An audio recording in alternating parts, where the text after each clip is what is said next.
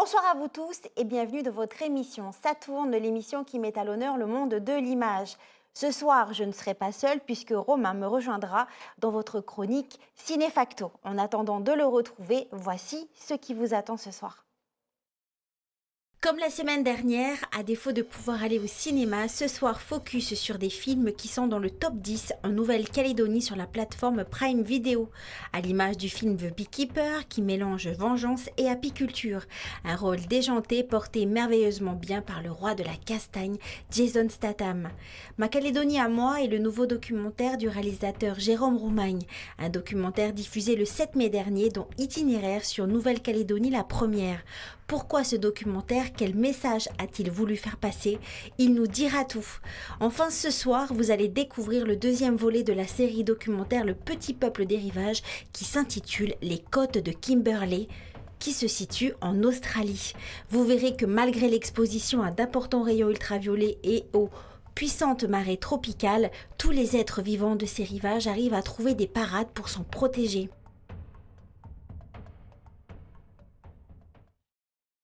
Un beau programme à venir et ça commence tout de suite avec la sélection de films que j'ai faite pour vous. Ce soir, action et amour seront au rendez-vous dans votre chronique à l'affiche.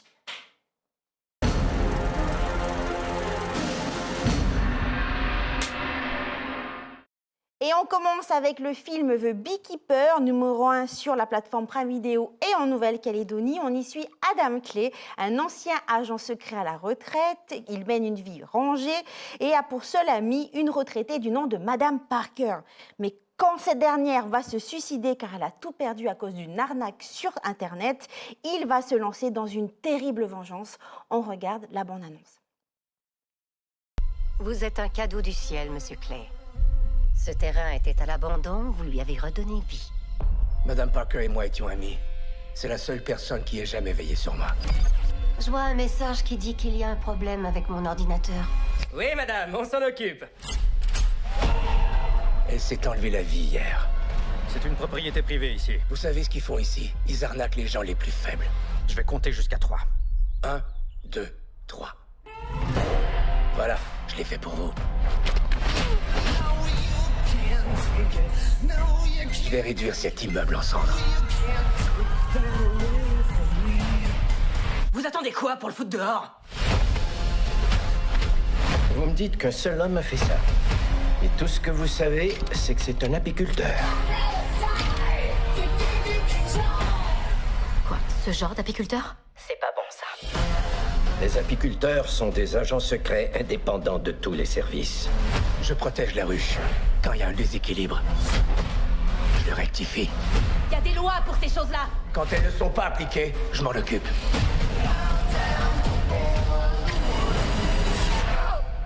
Mes doigts, il les a coupés. Arrête, non! Bouge pas.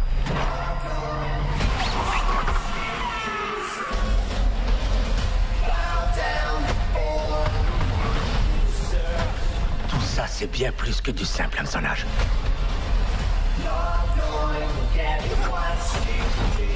L'argent est envoyé partout dans le monde. À des gens en finance, mais aussi à des gouvernements. Toi, t'es un problème. Tu peux être sûr que je suis un problème. Je me suis dit que je prendrais la relève des pompiers. Quelqu'un peut arrêter ce gars?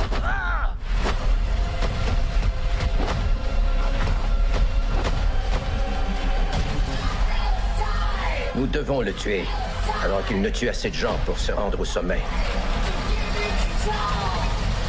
Du miel? C'est inflammable. C'est fou, non? Un film d'action par excellence normale avec Jason Statham. Enfin, dans le film L'idée d'être avec toi, vous allez assister à l'amour naissant entre Solène, une mère célibataire de 40 ans qui, en accompagnant sa fille au festival de musique Coachella en Californie, va rencontrer un jeune et célèbre chanteur de 24 ans. Entre eux, ça sera le coup de foudre. C'est une histoire d'amour qui va déchaîner les tabloïds. On regarde la bande-annonce. Vous vous êtes rencontrés comment? On veut connaître toute l'histoire. On s'est connus à Coachella. Salut, Salut. c'est votre loge? Oui, je fais partie du groupe qui va jouer sur la grande scène dans 1 heure. Auguste Moon? Voilà. J'ai fait une rencontre aujourd'hui, ça m'a inspiré. Cette chanson s'appelle Closer.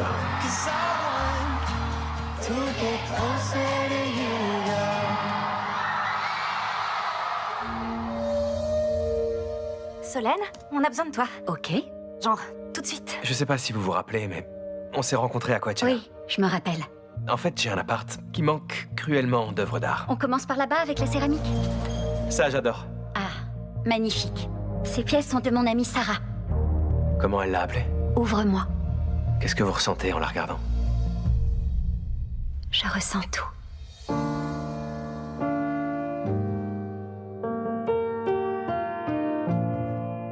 C'est quoi cette chanson? C'est rien. Je trouve ça joli. Ah oui? Ouais. Je suis trop vieille pour vous. Pas du tout.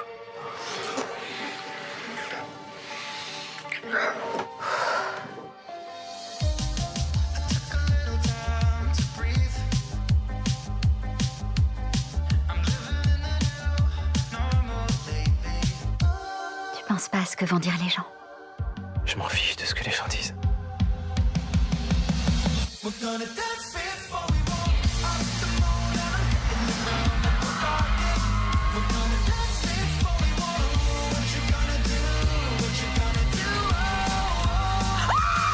Je pensais pas que mon bonheur emmerderait autant de monde et pendant aussi longtemps. Je t'avais pas prévenu? Le monde déteste le bonheur des femmes.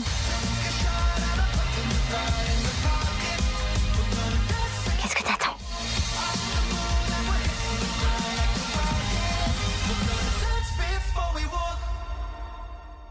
Nouvelle robe? Non.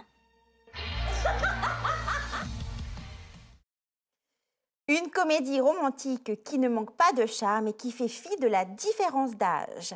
Ma Calédonie à moi est le nouveau documentaire du réalisateur Jérôme Roumagne. On en parle justement avec lui dans votre chronique Gros Plan.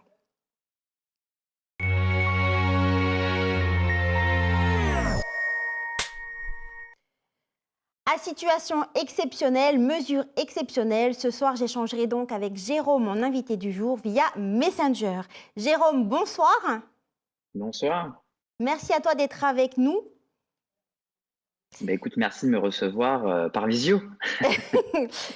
Alors, je le disais précédemment, ensemble, nous allons parler de ton dernier documentaire, Ma Calédonie à moi, un documentaire qui fait écho, je dirais, à la situation actuelle au pays et qui a été diffusé début mai dans Itinéraire sur Nouvelle-Calédonie, la première. Alors, avant d'en apprendre un peu plus, je te propose que l'on regarde un extrait.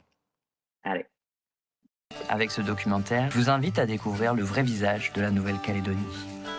Et ici, la réalité dépasse de loin les stéréotypes médiatiques. Je vous emmène à la rencontre de 3 Calédoniens, Marie-Rose, Glenn et Florence, qui sont le reflet de ma Calédonie à moi. Pour moi, les médias, c'est l'emballage d'un pays.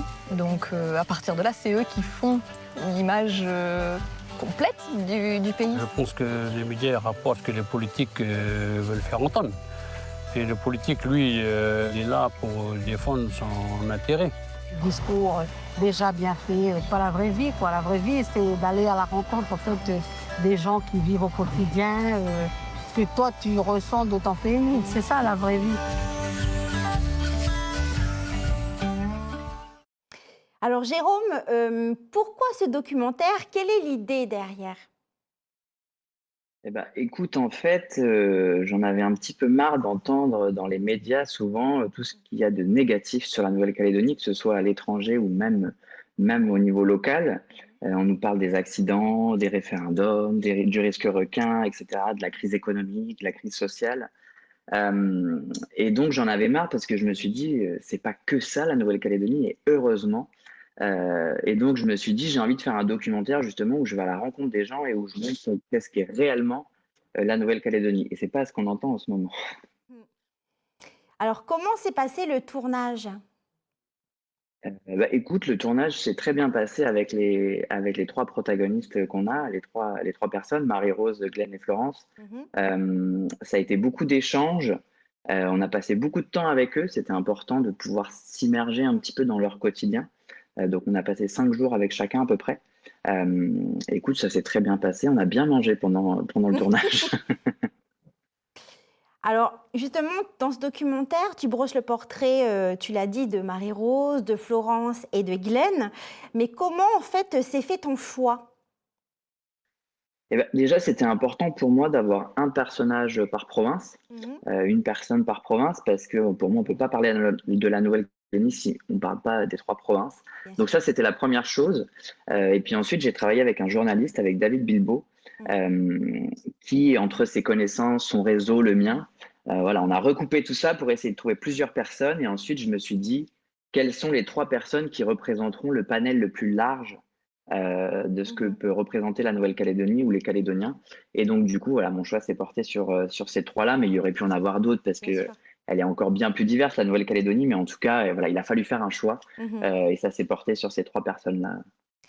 En tant que réalisateur, quel message as-tu voulu faire passer?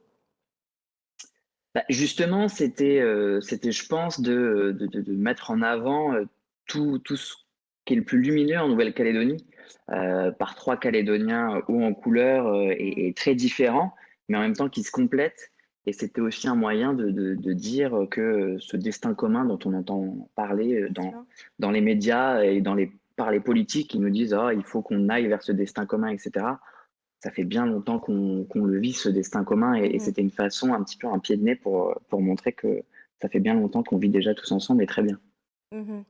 Alors, à travers ce documentaire, tu partages donc ton propre voyage, je dirais, de découverte, d'acceptation de l'identité calédonienne. Tu parles de diversité du peuple calédonien, qui est une richesse culturelle, d'ouverture d'esprit. Mais comment exprimer ces valeurs, hein, que tu abordes dans le contexte actuel? Dans le contexte actuel, c'est un petit peu compliqué, mais c'est pas impossible. Non, en fait, je pense que tout ça, ça se voit finalement, que ce soit sur les barrages, dans les quartiers, Mhm. même quand on fait la queue pour aller faire les courses. Cette solidarité, cette entraide, cette générosité, on la voit au quotidien. Par contre, on la voit pas trop dans les médias et sur les réseaux sociaux. C'est plus compliqué, ça fait moins de clics, je pense, sur les articles. Mais si tu veux, cette solidarité, je sais pas si vous avez, je pense que vous l'avez vu, il y a des quartiers comme à la Vallée des Colons où ils font des repas partagés, des goûters Mhm. partagés, où il y a toutes les ethnies, toutes les classes sociales, enfin bon bref.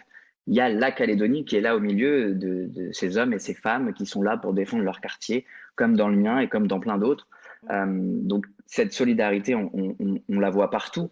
Maintenant, ma crainte, c'est plutôt qu'une minorité, parce que c'est vraiment une minorité qui met le bazar, pour être poli, on va dire ça comme ça. Mhm.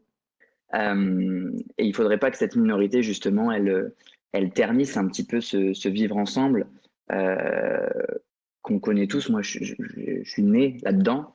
Et voilà, ma seule crainte, c'est de voir ce vivre ensemble un petit peu égratigné par ce qui se passe en ce moment. Mais je pense que tout le monde est assez intelligent pour faire la part des choses et pour ne pas donner raison à ces quelques milliers de personnes sur le nombre qu'on est pour ternir ça. Mhm. Donc voilà, tu es un enfant du pays, mais en tant que réalisateur maintenant, quel regard toi tu portes par rapport à tout ce qui se passe actuellement? En tant que réalisateur, mais je pense que ça se mélange avec, en tant qu'homme, en tant que Calédonien, je suis triste, profondément triste de ce qui se passe et en colère. Et ça donnera sans doute lieu à une idée de documentaire ou Mhm. à une envie de faire parler les gens et de les laisser s'exprimer sur ce qui se passe réellement. Je pense que en tant que réalisateur, ce qui m'importe le plus et ce qui vibre le plus en moi actuellement, c'est de donner la parole aux gens. Mhm. Parce que quand je regarde ce qui se dit dans les médias et dans les journaux, notamment en métropole, en Australie ou ailleurs, euh, c'est bien loin de la réalité. C'est même pour beaucoup d'informations faux. Et donc je pense que ce qui résonne en moi là, c'est de donner la parole aux gens, aux Calédoniens qui vivent les événements actuels et qu'ils expriment leur propre vérité qui sera bien plus fidèle à ce qu'on vit ici Mhm. que des journalistes confortablement installés à la clim à Paris. Voilà. Alors, je rappelle que ce documentaire, Ma Calédonie à moi, est visible sur le site de France TV jusqu'au 7 mai 2025. C'est ça, un an à peu près. Mhm. Alors, Jérôme, notre échange touche à sa fin. Merci à toi d'avoir été avec nous. Merci pour l'invitation. Et puis écoute, prends bien soin de toi et de tes proches. Oui, prenez soin de vous, c'est le principal. Alors le cinéma, tout comme les films documentaires, nous permet souvent de mieux comprendre le monde qui nous entoure. On en parle justement dans votre chronique L'Infodoc.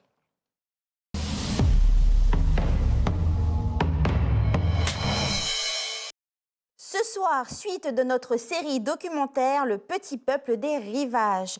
Direction avec ce second volet, donc l'Australie, plus précisément les côtes de Kimberley au nord-ouest du pays. Sable rocheux, vaseux, corallien, froid ou tempéré, les rivages de ces côtes ne laissent aucun répit aux êtres qui y vivent. Chaque jour, ces derniers sont obligés d'être ingénieux pour rester à flot. On regarde un extrait.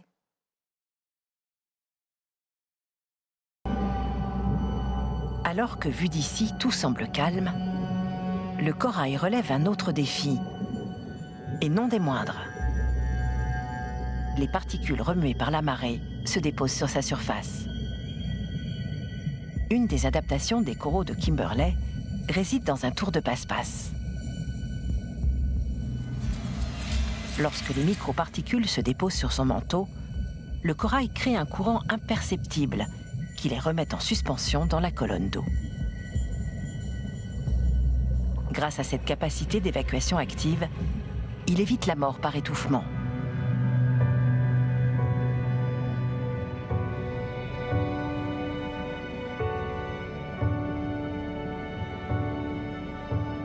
La nécessité de s'adapter a conduit à l'étonnante diversité des récifs coralliens de Kimberley. Ce sont près de 400 espèces de coraux qui s'accommodent à la vie en eau trouble. Ce récif corallien est l'un des plus sains au monde.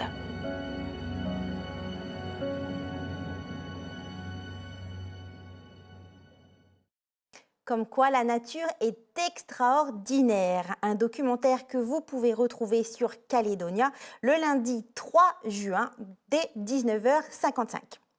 Enfin, les films nous font rêver, nous font voyager, ils nous font également du bien. C'est ce que l'on va découvrir avec Romain dans votre chronique Cinéfacto. Bonsoir Romain. Bonsoir Steph, bonsoir tout le monde. Comment vas-tu? Écoute, ça peut aller, un peu difficile. C'est vrai, avec tout ce qui se passe en ce moment. Alors, de quoi vas-tu nous parler ce soir? Justement, je ne vais pas vous apprendre grand-chose, mais notre pays est en train de traverser une phase très triste et difficile qui a contraint la plupart des habitants de notre ville, enfin de notre capitale et alentour, à se retrouver bloqués chez eux avec comme seule compagnie l'inquiétude. Alors aujourd'hui, en pensant à ces personnes-là, j'avais envie de ramener un peu de joie dans leur quotidien en abordant un genre de film qui fait du bien, le feel-good movie.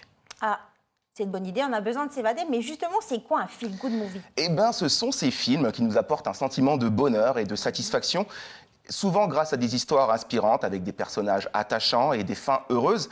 Ce sont des petites bouffées d'air frais dans notre quotidien qui, le temps d'un film, nous éloignent de ce monde souvent trop lourd. Alors, tu nous as certainement préparé une petite sélection perso.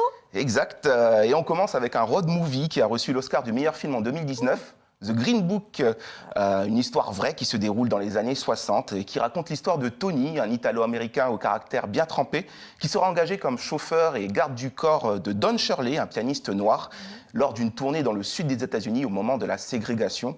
Et c'est pendant ce voyage que Tony va découvrir peu à peu les défis que rencontre son employeur, parce que les États-Unis sont encore en plein racisme, terrible racisme de l'époque. Mais tu parlais de feel good movie, mais en quoi Green Book en fait partie? Eh ben, oui, parce que c'est un film très touchant, avec une histoire d'amitié très touchante aussi, entre deux personnes culturellement et socialement opposées. C'est un film qui nous apprend à dépasser les préjugés au travers d'un voyage entre moments drôles, émouvants et inspirants, tout en offrant une réflexion sur les injustices sociales. Et ça fait du bien. Oui, ça fait du bien. Pour notre prochain Feel Good Movie, on va rester sur les routes américaines avec Little Miss Sunshine, l'histoire d'une famille qui est complètement dysfonctionnelle et qui, à bord de son van Volkswagen jaune, va accompagner la petite dernière de la famille à un concours de beauté pour enfants, et ce, malgré les différends et les obstacles qu'ils vont rencontrer. Le film nous offre des moments de soutien mutuel et de joie, et surtout un final sur scène qui est hilarant et qui devient un vrai acte de solidarité et d'affirmation de soi. Donc c'est à voir, Little Miss Sunshine, c'est un film qui est plein d'humour, plein de tendresse et qui nous fait du bien et nous montre que l'amour familial et la persévérance peuvent triompher des difficultés. Ah, la famille, sacré sujet, hein? Oui, mais qu'en est-il de l'amour? Oui, parce que pour finir, j'ai envie de vous parler d'un de mes films préférés, 500 jours ensemble. On pourrait qualifier au premier abord comme ça de film romantique, mais ce n'est pas une histoire d'amour, c'est un film sur l'amour. C'est l'histoire de Tom et Summer qui se rencontrent et qui durera 500 jours et qui nous est raconté de manière non linéaire. C'est un film lumineux, ingénieux, rythmé par une bande sonore aux petits oignons. Un film où on va rire, on va pleurer, où on va s'identifier. Bref, 500 jours ensemble, c'est un petit bijou de cinéma qui illustre la beauté et les défis de l'amour moderne. C'est aussi une célébration de l'espoir et de la résilience et qui nous laisse, nous, spectateurs, avec un sentiment d'optimisme et de bien-être et qui nous fait réfléchir sur la fin. La fin n'est pas une fatalité, c'est au contraire la chance d'un nouveau commencement. Mais justement, les films que tu as choisis, en plus, on peut faire un parallèle un peu avec ce qui se passe chez nous. Oui, exactement. C'est pas anodin parce que le point commun de ces films, c'est leur capacité à nous montrer la beauté de la vie malgré ses épreuves. Ils mettent souvent en scène des personnages qui surmontent des obstacles, qui grandissent et finissent par trouver le bonheur de manière inattendue. Et c'est cette simplicité, cette humanité qui nous touche et qui nous laisse le sourire aux lèvres. Parce qu'au fond, c'est ça le cinéma. C'est une invitation à croire en des jours meilleurs et à savourer les petits plaisirs de la vie. Ah, on va finir par ces belles phrases. Voilà, et bon courage à tout le monde, évidemment, en ces temps difficiles. Bien sûr. Merci à toi, Romain. Mais merci, et à très vite pour d'autres chroniques. Notre émission touche à sa fin. Merci à vous de nous avoir suivis. Vous pouvez la retrouver sur notre site internet caledonia.nc. Je vous dis à mardi prochain pour de nouvelles aventures. En attendant, prenez soin de vous et de vos proches.